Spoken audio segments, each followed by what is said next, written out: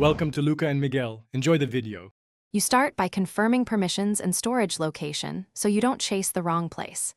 Sign into Teams, then open Calendar and find the meeting entry immediately. Click the meeting to reveal details.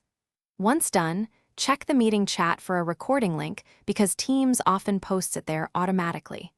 Make sure to note whether your org uses OneDrive, SharePoint, or Stream since that determines where you'll search next, and what permissions you'll need to view or download the file. You continue by inspecting the most likely storage locations: Chat, OneDrive, or SharePoint. In Teams Chat, scroll or use search with the meeting name. Links are often inline and labeled as recording. Once done, open OneDrive's recordings folder or the SharePoint site tied to the meeting channel and sort by date or file owner to spot the file quickly. Make sure to try Stream Search if your tenant used Stream. Search by meeting title, organizer, or participant to surface older uploads. If you finish by retrieving and distributing the recording, download or copy the sharing link, and immediately set appropriate permissions for viewers. Once done, share the link in chat or email and confirm playback for recipients.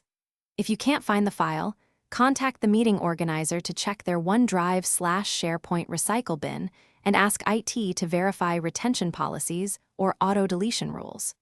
Make sure to check whether the recording expired or was moved. That resolves most missing recording issues quickly. Thanks for watching and please subscribe. It's the best investment you'll ever make.